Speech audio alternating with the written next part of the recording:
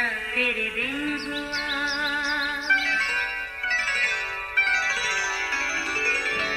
नया फिर दिन हुआ, पुरानी रात का करे सो शुक्र हम खुदा की जात का, खुदा की जात का नया फिर दिन हुआ। आज की आयत। तब शमसून ने खुदावंद से फरियाद की और कहा, आए मालिक खुदावंद, मैं तेरी मिन्नत करता हूँ कि मुझे याद कर। आए खुदा, फ़कत इस दफ़ा और तू मुझे एक बार ज़ोर बख्श, ताकि मैं यक बारगी फ़लस्तियों से अपनी दोनों आँखों का बदला ले सकूँ।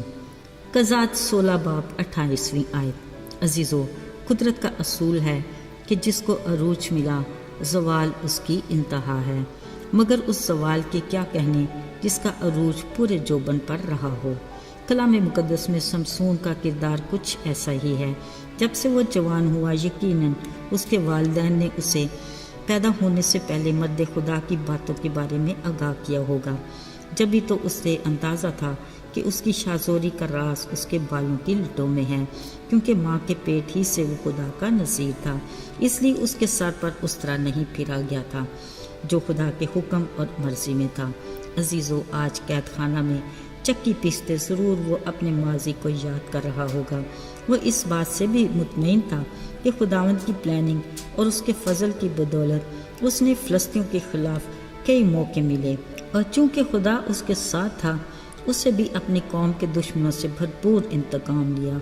उसे ज़रूर इस बात का भी मलाल होगा कि अपनी मोहब्बत में उसने किस तरह एक औरत से धोखा खाया।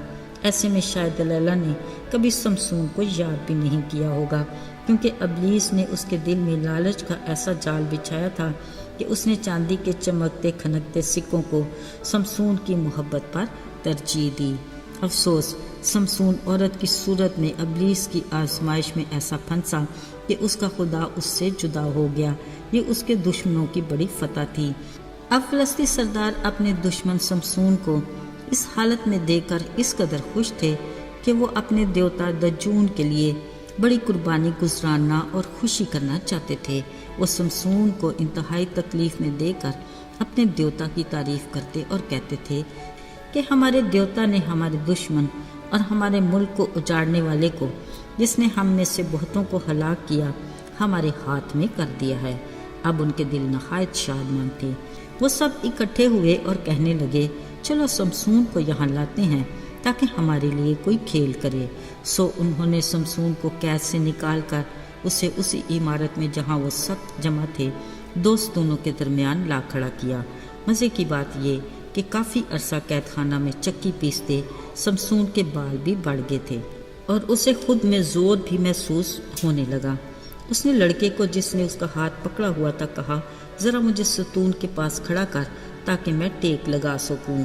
वो घर फ़लस्ती सरदारों समेत तकरीबन 3000 मर्द सन से भरा था, तो शमसून की बेबसी को खेल समझकर देख रहे थे। ऐसे में उसने अपने खुदा से दरख्वास्त की और कहा, आए मालिक खुदावंद, मुझे एक बार फिर याद कर, फ़कत एक बार मुझे फिर से ज़ोर दे ताकि मैं इन फ़लस्तियों से अपनी आँखों का बदला ले सकूं। फिर उसने बड़े यकीन और भरोसे के साथ अपने दोनों हाथ एक एक सतून पर रखे जिस पर वो घर खड़ा था।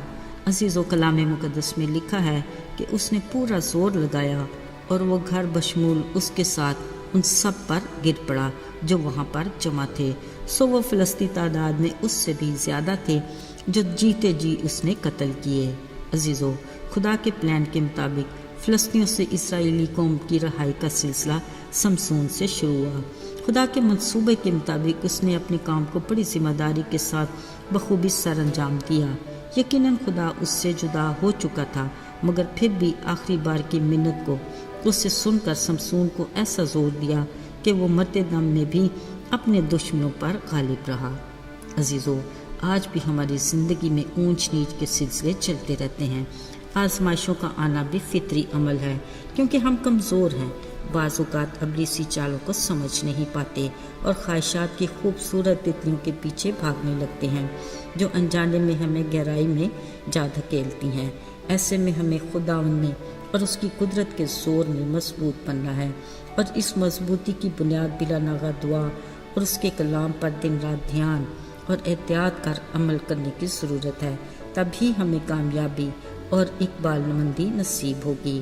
یاد رہے آج کے دور کے حالات اور وقت کے مطابق کلام مقدس میں خدا نے ہمیں آگاہ کر دیا اور کہا، پس غور سے دیکھو کہ کس طرح چلتے ہو، نادانوں کی طرح نہیں بلکہ داناؤں کی طرح، اور وقت کو غنیمت جانو کیونکہ دن برے ہیں۔ عزیزو، ہم کمزور سہی، پر ہمیں اس بات کا فخر ہونا چاہیے کہ ہمارا باپ زوراور ہے، کیونکہ جب بھی ہم کمزور پڑتے ہیں اس کی قدرت ہم پر چھائی رہتی ہے۔ التجا ہے اپنے رب میں کہ وہ ہمیں خود میں ہمیشہ محفوظ رکھے، آمین۔ آئیے دعا کریں۔ آئے آسمانوں اور زمینوں کے خداوند، بحر و بار کے خالق و مالک، ہم نہایت عاجزی سے تیرے حضور میں آتے ہیں۔ التجا ہے کہ تو ہمارا زور بن، ہمیں اپنی حکمت عطا کر تاکہ ہم اپنے ازلی دشمن ابلیس کی چالوں کو سمجھ سکیں۔ ہمیں آزمائش میں نہ آنے دے بلکہ برائی سے بچا۔ یسوع کے قدرت اور جلالی نام میں مانگتے ہیں، آمین۔